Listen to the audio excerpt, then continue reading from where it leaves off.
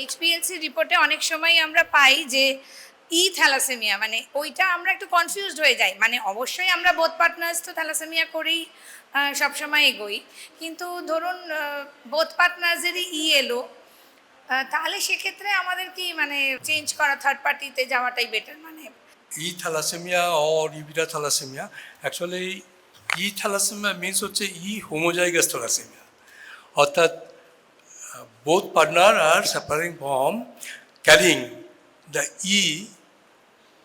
hemoglobin gene, মানে alpha delta, alpha two delta two. আমি আবার বলছি যে অ্যাডাল্ট হিমোগ্লোবিন যেটা আমরা নর্মাল ক্যারি করি সেটা হচ্ছে alpha two beta two, fetal hemoglobin alpha two gamma two, আর ডেল্টা হিমোগ্লোবিন হিমোগ্লোবিন হচ্ছে alpha two delta two.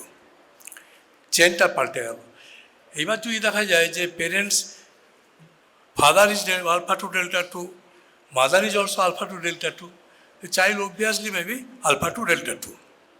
Now, if it is so, it is called homozygous thalassemia.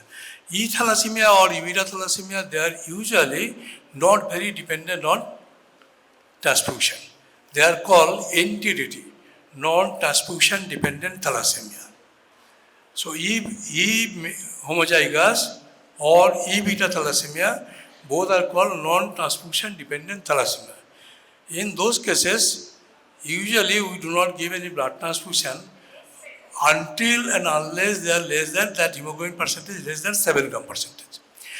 If it is at the range of 7 or above the level of 7, only we give some folic acid to the subject, and we have seen that up to 25 or 30 years they are not requiring transfusion, or sometimes they may require transfusion 1 or twice in a year. So this is thalassemia or E beta thalassemia. But sometimes in case of major thalassemia, it depends on what is the genetic expression of this. Any expression of the gene requires the genetic factors plus environment multiplication. So what is the genetic expression? And if the genetic expression is 100%, so E major, then it may manifest like repeated blood transfusion, etc. Thank you, ma'am. Sir, question যদি কারো থাকে, Many questions from স্টুডেন্টদের থেকে হ্যাঁ sir, আমার question এই যে HPLC করতে বলা হচ্ছে, হ্যাঁ, আমি কি যে কোনো ল্যাবরেটরি থেকে করতে পারি? সেটা কিভাবে করব যে সে ঠিক রিপোর্ট দিচ্ছে? হ্যাঁ স্যার, এমনিতে এটা একটা একটা স্ট্যান্ডার্ড ল্যাবরেটরিতে গেলে আপনার কিছু নয়, এইচপিএলসিতে ওরা হিমোগ্লোবিনটা ওই সামান্য একটু ব্লাড নিয়ে, যেটা প্যাথোলজি ম্যাম একটু আগে বলেছেন আর কি, সামান্য একটু ব্লাড নিয়ে 2 মাইক্রোমিলিটার ব্লাড নিয়ে ওরা হিমোগ্লোবিনটা দেখে নেবে যে এটার কী চেন আছে, হিমোগ্লোবিন আছে না A2 আছে। যদি A2টা 3.5-এর ওপর যায়, তার মানে সে হচ্ছে কেরিয়ার। তাহলে এটা দেখে নেওয়া শুধু, খুব সিম্পল টেস্ট। আমরা তো হ্যাঁ হ্যাঁ কিচ্ছু নাই, মেশিন আছে তো স্যার। আমরা তো হ্যাঁ আমরা স্যার শয়ে করেছি তো এখানে এপ্রিলেতে। না, ওই যে গ্রাফটা দেওয়া হয়, ওই গ্রাফটার ভেতরে কোনো কিছু দেখার আছে? হ্যাঁ হ্যাঁ হ্যাঁ, গ্রাফটা দেখেই বোঝা যাবে, গ্রাফটা দেখে বোঝা যায়। একটু থাকলো যে গ্রাফ দেখালো আমাদের প্যাথোলজির যিনি দেখালেন, লেকচার দিলেন, ওই গ্রাফটা দেখালেন, ওইটা দেখে আমরা বুঝে যাবো যে A2টা কতটা আছে। এই A2টা 3.5-এর ওপরে গেলেই আমরা বলবো এটা কেরিয়ার। আর একটা কোশ্চেন, যে ব্লাড ট্রান্সফিউশন দেওয়া হলো, তার কতদিন পরে আমরা থ্যালাসেমিয়া টেস্ট আবার করতে পারি? একদম মিনিমাম, ওই যে একটু আগে আমি ডিসকাশন করেছিলাম স্যার, যে আমাদের যেটা ইন ভিভো ব্লাড তৈরি হচ্ছে RBC, সে তো 120 দিন থাকছে, কিন্তু বাইরের whenever the blood is given from external source, তার longevity only 60 days. We have to wait for 60 days to get the equivalent result if it is not diagnosed previously as cases of thalassemia. ওইটা খুব problem হয়। বিশেষ করে আমরা সরকারি হাসপাতালে যারা থাকতাম তারা তো মার খেতে খেতে বেঁচে যেতাম অনেক সময়। ধরুন হিমোগ্লোবিন নিয়ে এসছে 3 গ্রাম পার্সেন্টেজ, এইবার সে খুব ভালো কোপ আপ করছে, এইবার বললো যে ব্লাড দিতে হবে, বাইরে কেউ বলে দিয়েছে ব্লাড দিতে হবে, এবার সেটা আমরা ক্লিনিক্যাল সাসপেক্ট করছি থ্যালাসেমিয়া, কিন্তু ব্লাড দিতে হবে, রাত্রিবেলা এসছে, আর আমার টেস্ট করার উপায় নেই। এবার না ব্লাড দিলে মারধর করবে, কাজে আমরা পিজিটিদের বলতাম, বাবা যা হবে হবে, তোর একটা ব্লাডটা চাপিয়ে দিয়ে একটু প্রসাদ যদি মারা যায় একে তো 3 গ্রাম ফুসেমাইট দিয়ে দিয়ে ভালো করে কষাসে সই ফই করিয়ে চাপিয়ে দেয়, আর ব্লাড না দিলে মারবে, আর দিলে হচ্ছে আমরা 60 ডেজ আগে করতে পারবো না। এতে there is very very problem in diagnosis. এখন আপনি বলতে পারেন যে আপনি জেনেটিক স্টাডি করতে পারেন, তো জেনেটিক স্টাডিতে খরচ তো প্রচুর। হোল এক্সাম জেনম সিকোয়েন্সিং করতে আগে ছিল 40,000, এখন একটা মেট্রোপলিস কোম্পানি এসছে, ওরা বলছে আমরা 10-12 হাজারে করে দেবো, 10,000 করে দেবে বলছে, এবং কোম্পানিটা ভালো করছে 10,000। আমার বর্ধমান ইউনিভার্সিটির যে জেনেটিক্স ডিপার্টমেন্ট আছে তারা হচ্ছে 16 থেকে 22,000 টাকার মধ্যে করছে, আপনার হোল এক্সাম জেনম সিকোয়েন্সিং করে দিচ্ছে। কিন্তু গোটা আমাদের পেশেন্ট পারবে সেটা করতে, খুব ডিফিকাল্ট। হ্যাঁ হ্যাঁ, ব্লাড ডিস্ট্রিবিউশনে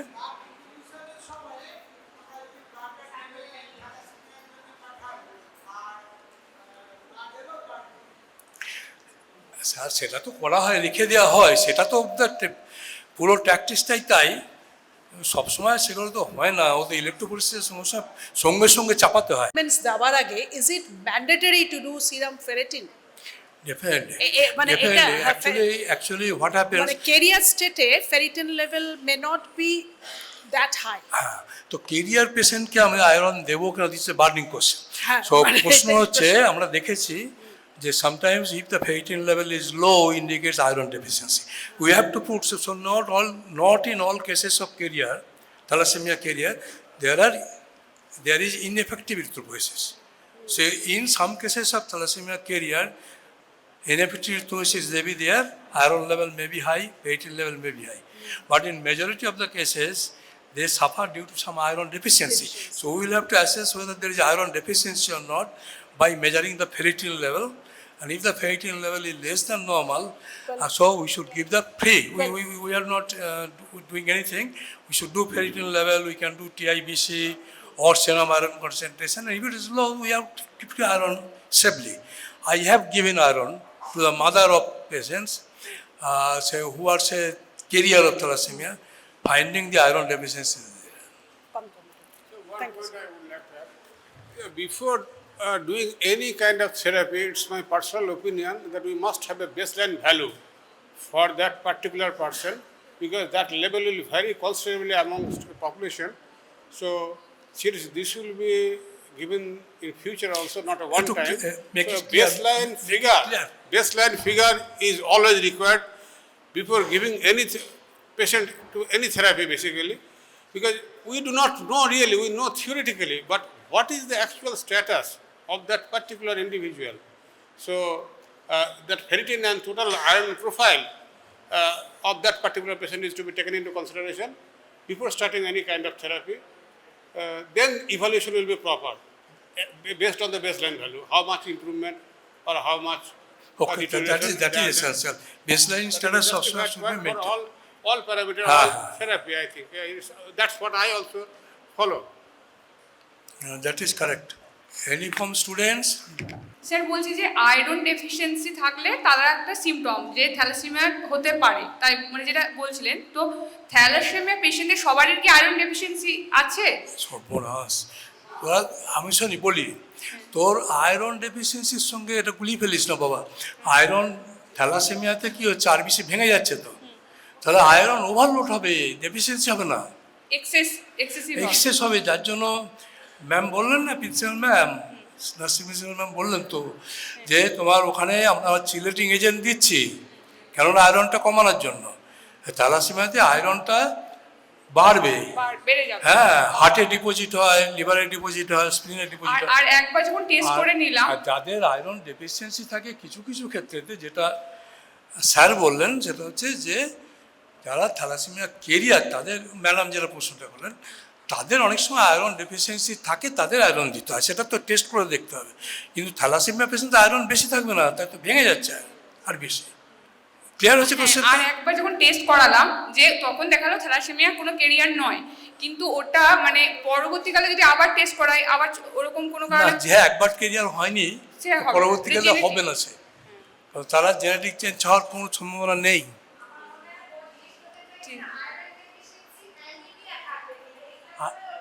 আয়রন ডেফিসিয়েন্সি অ্যানিমিয়া বলছো না থ্যালাসেমিয়া বলছো?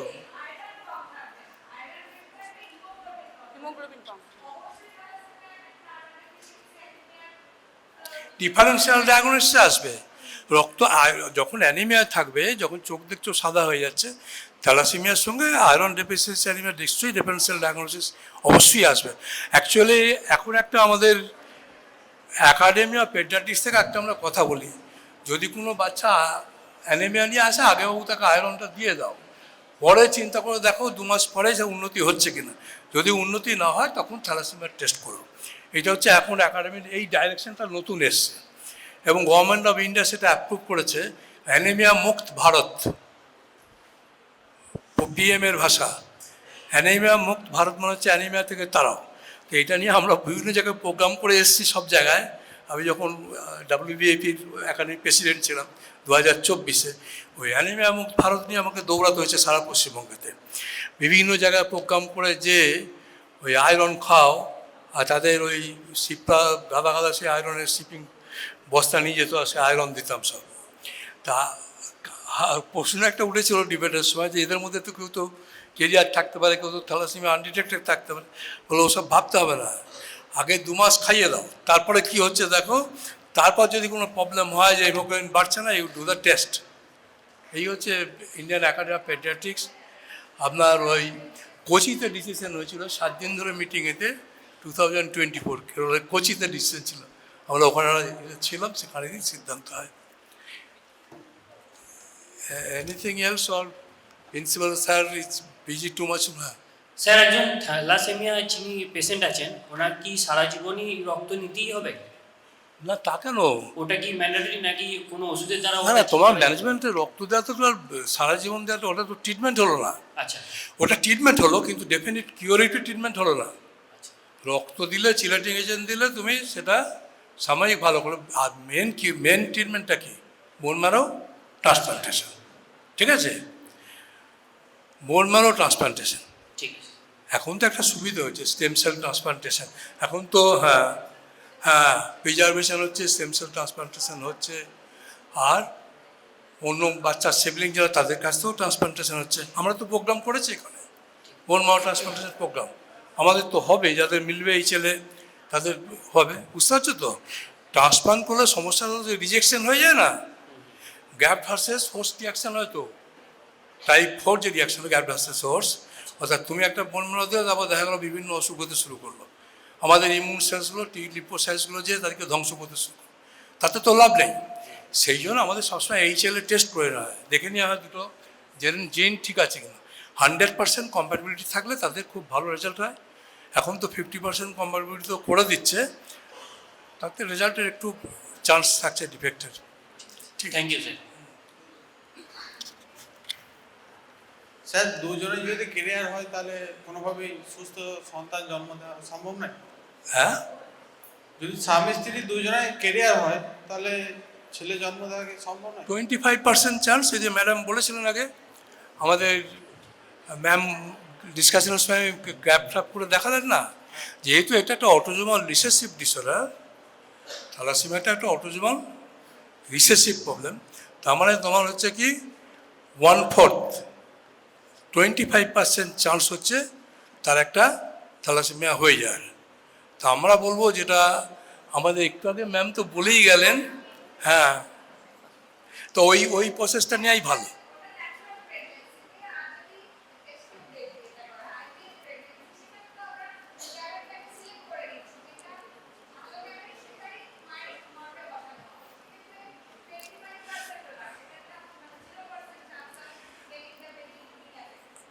IVF-এর ক্ষেত্রে তো ওই ফ্যাসিলিটিটা আছে, যেহেতু ওরা ডাইরেক্ট ডিল করবেন। আর তোমার তার যদি কনসেপশন হয়ে যায়, দুজনেই কেরিয়ারের মধ্যে কনসেপশন হয়ে গেল, 25% চান্স থাকে। সেক্ষেত্রে আমাদের ম্যাম প্রফেসর গাইনিকোলজিস্ট উনি বললেন যে আমরা অ্যামনিওটিক ফ্লুইড স্টাডি করতে পারি 16 থেকে 18-এ, আর 8 থেকে 10-এ কোরিওনিক ভেনাস বায়োপসি করতে পারি। হ্যাঁ, ওই দুটো করে আমরা কিন্তু ডিটেক্ট করতে পারবো। আর খুব ভালো যদি ল্যাবরেটরি হয়, তারা ফিটাল সেলসটা মায়ের ব্লাডে কি আসছে কিনা সেটা দেখে আমরা ডায়াগনোস করতে পারবো। দেখলাম যে না, থ্যালাসেমিয়া ক্যারি করছে মেজর, পারমিশন নেওয়া হলো, বেবিটাকে অ্যাবর্ট করে দেওয়া হবে। যদি বলে না আমরা বেবি রেখে দেবো, তাহলে তার বোন ম্যারো ট্রান্সপ্লান্ট পরে করতে হবে ব্লাড নিতে। ঠিক আছে, thank you sir. Sir, iron জাতীয় খাবার খাওয়ানো যাবে? যেমন স্যার পালং শাক, কলা ইত্যাদি? একটু বললেন, ম্যাম বলেছেন কী কী খাবার খাবে না খাবে সব বলেছে, ঠিক আছে? সেই খাবারগুলো ফলো করবেন। আমার ম্যাম বলেছেন তো কী কী ফুড দিতে হবে, কী খাওয়াতে হবে, লেকচারগুলো শুনতে হবে তো ভালো করে। বসো। হ্যাঁ স্যার, রক্ত দেওয়ার মাঝখানের সময়টা যদি বেড়ে যায় তবে কি কোনো বিপদ আছে? হ্যাঁ, হ্যালো। রক্ত দেওয়ার মাঝখানের সময়টা যদি বেড়ে যায় তবে কি কোনো বিপদ আছে? কিসের? রক্ত দেওয়ার সময়টা স্যার, মাঝখানের সময়টা, যে গ্যাপটা। ওটা তো আমি বললাম একটু আগে। এখন তো যেটা আমরা করছি ওটা অনেক অনেক some hematologist they are doing they increase the interval between transfusion by giving hydroxy urea or hydroxy bromide and thalidomide. These drugs are increasing fetal hemoglobin, thereby prevents the formation of adult hemoglobin, and there is interval between the transfusion is increased. But damage is that the gamma hemoglobin is not releasing oxygen. There may be damage of the viscera. There is maybe cancer incidence high, and teratogenicity is very high. So that we do not desire. We desire the transfusion should be given along with the chelating agents and definitive treatment by bone marrow transplantation. এই হচ্ছে কথা, তিনটে চারটে কথা। বসুন। Thank you sir. মুশকিল হচ্ছে গিয়ে যে এই ছেলেটি কোশ্চেনটা করলো যে দুজন থ্যালাসেমিয়া কেটে যদি বিয়ে করে এবং তারপরে ঘটনা যদি এইরকম ফেসিলিটি সব জায়গায় নেই আর সবাই করবে ওটা, আর বাই চান্স যদি মনে হয় কারোর যে আমার বেবি থ্যালাসেমিয়া কিনা, যখন মায়ের প্রেগনেন্সিতে আছে, ঘটনা হচ্ছে গিয়ে অনেকেই হয়তো জানে না যে আমাদের ট্র্যাডিশনালি কনসেপ্ট আছে যে ফার্স্ট প্রেগনেন্সির একদম বেবি যখন ডেলিভারি হয় তখন প্ল্যাসেন্টাল সেপারেশন হয়, তখন ফিটাল ব্লাডটা ম্যাটারনাল ব্লাডের সাথে মেশে। এবং আরএইচ ইনকম্পারেবিলিটি যে ব্যাপারটা পড়ানো হয়েছিল আমাদের এমবিবিএস স্টেজে, সেটা এই ক্লাসিক্যাল কনসেপ্টের ওপরে। কিন্তু 1997 সালে একটা যুগান্তকারী আবিষ্কার হয় যে 5 সপ্তাহের মধ্যে প্রেগনেন্সি 5 সপ্তাহের মধ্যে যখন মা জানতে পারবে না যে সে প্রেগনেন্ট বটে কিনা, সেই অবস্থাতেই ফিটাসের ডিএনএ মায়ের ব্লাডে চলে আসে এবং সেই 5 সপ্তাহ 6 সপ্তাহ পরে মায়ের ব্লাড থেকে ফিটাসের ডিএনএ পাওয়া মানে গোটা জিনিসটাই পাওয়া গেল। তার সেক্স অফ দ্য চাইল্ডই পাওয়া যাবে, ডিটারমিন করা যাবে না গো। তার যতগুলো ডিজিজ আছে সবগুলো আইডেন্টিফাই করে দেওয়া যাবে, সেটা পিসিআর টেকনোলজি দিয়ে। সুতরাং যদি কারোর মনে হয় দুজন থ্যালাসেমিয়া কেরিয়ার পরে ডিটেক্টেড হয়েছে যেটা আমাদের বেবি অ্যাফেক্টেড কিনা, সেটা কিন্তু 6 থেকে 8 সপ্তাহের মধ্যে মায়ের কাছ থেকে ব্লাড দিয়ে টেস্ট করে বলে দেওয়া যাবে যে তার বেবি থ্যালাসেমিয়া আছে না নাই, by PCR technique and accordingly. তাহলে জিনিসটা বুঝলো তো তোমরা? স্যার যেটা বলছেন, যদি আমার মনে হয় আমরা মনে হয় যে যদি তোমরা আরও ডিটেলসে এই সম্বন্ধে জানতে চাও, স্যারের প্রচুর কাজকর্ম আছে, তোমরা ইন্ডিভিজুয়ালি স্যারের সঙ্গে ডিপার্টমেন্ট অফ বায়োকেমিস্ট্রিতে যে আলোচনা করতে পারো, অনেক মূল্যবান তথ্য স্যারের কাছ থেকে জানতে পারবে। হ্যাঁ।